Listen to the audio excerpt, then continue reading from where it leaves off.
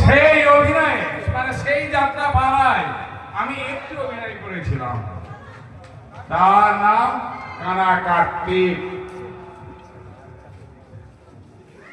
রচিত ভৈরব গঙ্গোপাধ্যায়, নির্দেশিত প্রবীর মণ্ডল, অভিনেতা স্বপন মণ্ডল। কানা কার্তিক বিজয় হবে।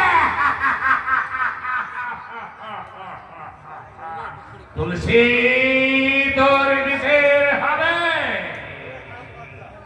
জামাই বাবু আমার এখন বিচার হবে। তুই যে পতির পাবন চক্রবর্তীর সঙ্গে একটা নোংরা সম্পর্ক তৈরি করে না বাচ্চা।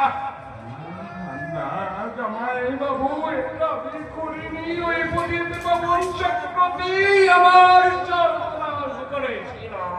কি বললি? পতির পাবন চক্রবর্তী তোর সর্বনাশ করেছে।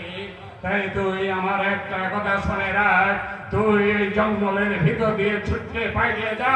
আরে পাইলে যাবার সময় তুই আমার কাছে একটা প্রতিজ্ঞা করে যা। কি প্রতিজ্ঞা জামাই বাবু? তোর পেটের ছেলেটাকে তুই কোনোদিনই নষ্ট করবি না। তাকে যেমন করে হোক লেখাপড়া শিখে মানুষের মতো মানুষ করবি। তারপর তুই তো ওই বিদ্যুৎ খেত খাপা শিয়ালটার রক্ত মাখা দাঁতগুলো তুই একটা একটা করে ভেঙে গুড়িয়ে দিবি।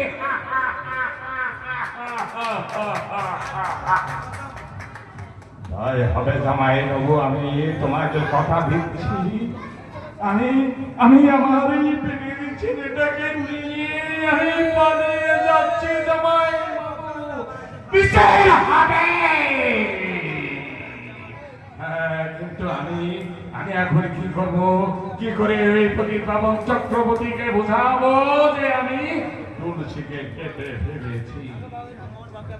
হ্যাঁ, পেয়েছি।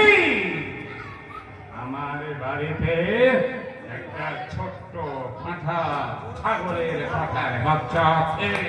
তাকে কেটে এক হাতে থাকবে এই পাঁঠার ছাগলের রক্ত, আর এক হাতে থাকবে এই পাঁঠার শরীরের অংশ, আর একটা বাংলা বোতল নিয়ে গিয়ে ওই ভানুমতি, ওই চক্রবর্তী ঠাকুরকে খাইয়ে ভানুমতির খেল দেখাবো।